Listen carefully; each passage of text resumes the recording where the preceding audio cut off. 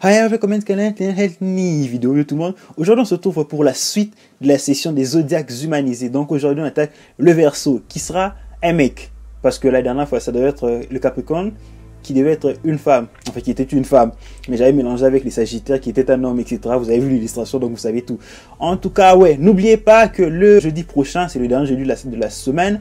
Donc voilà, ça sera la fameuse vidéo de vos dessins. Donc n'oubliez pas d'envoyer vos petits dessins que vous avez fait ce mois-ci. Vous avez plus de temps parce qu'il y a eu 5 semaines. Voilà, 5 semaines ce mois-ci.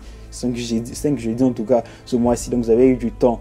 Et aussi, ouais, merci pour la vidéo, pour l'accueil de la vidéo précédente. Enfin, ça a été très génial. J'étais content parce que j'avais des choses à dire comme d'habitude. J'avais de la merde à dire et voilà, vous avez bien reçu la vidéo. Le message est passé entre guillemets. Donc voilà, revenons au dessin. Donc je suis parti, j'étais parti sur une pose de base. Je voulais que sa main soit tendue vers nous comme si il vous appelait, mais je me suis rappelé qu'il devait avoir c'est quoi, une jarre, une espèce de jarre. Je me suis dit bah voilà, changeons la position et mettons-la de ce côté-ci. Elle est un peu trop droite, donc à la fin du dessin je l'ai modifiée. Elle ne ressemble pas du tout à ça.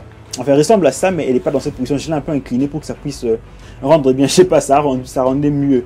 Pour ses cheveux, comme vous voyez là, pour les cheveux, j'ai décidé de lui faire des cheveux en eau parce que j'étais parti un peu en mode, voilà, le Verseau, Aquarius, le rapport avec l'eau, etc. Donc, il est dans l'eau, le mec, il est dans l'eau, il est déjà presque pas habillé, il n'est pas habillé du tout, voilà, il est dans l'eau, il a des cheveux en eau, donc voilà, l'eau c'est son élément, c'est sur ça que je voulais jouer. Et pour ça, j'ai utilisé une idée que j'avais déjà utilisée avant pour le concours de Ayumiku. Vous verrez son dessin de toute façon, il sera à côté là quand je passerai à la colo.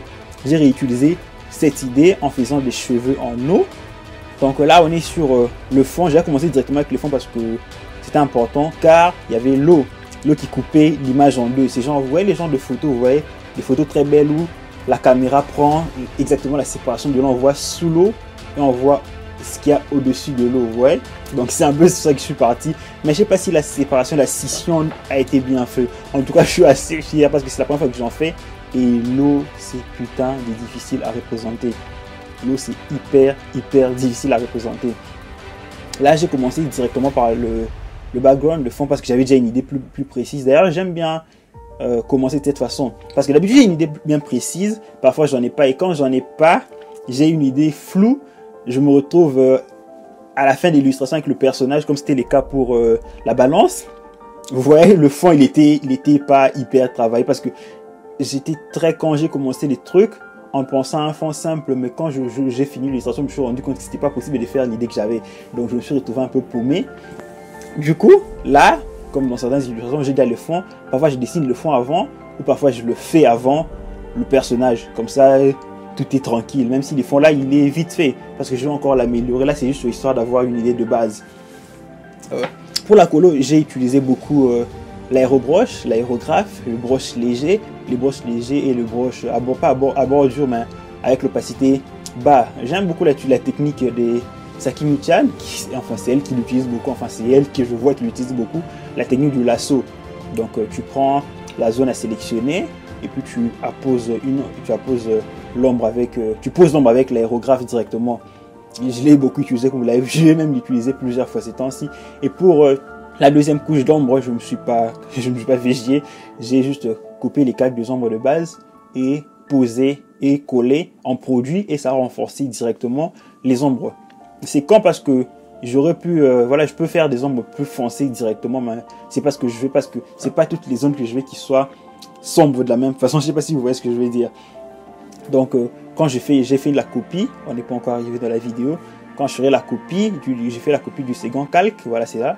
Je fais la copie du second calque et puis j'ai baissé l'opacité et j'ai effacé certains endroits qui n'avaient pas besoin d'être aussi foncés. Vous voyez un peu ce que je veux dire.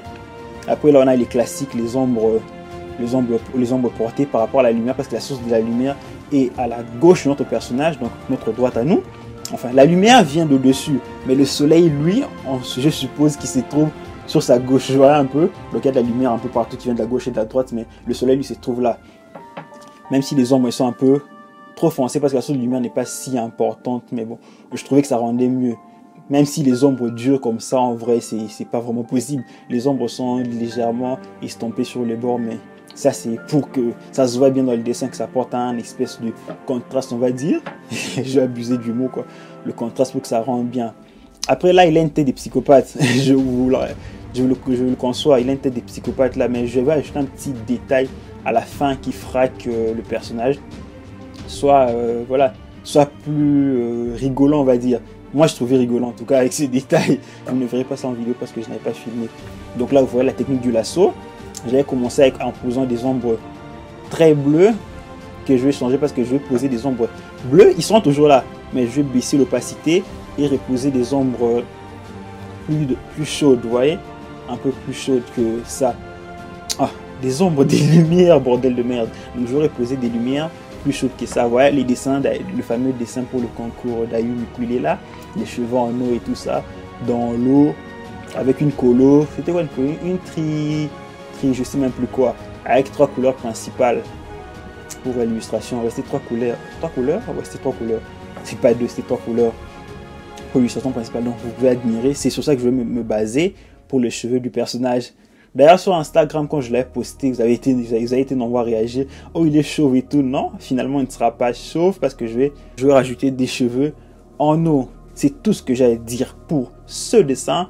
Je vous laisse là. Je ne vais pas expliquer par rapport à l'eau. Vous allez juste voir comment ça s'est passé. Mais l'eau que vous voyez ici, c'était la première technique que j'avais utilisée.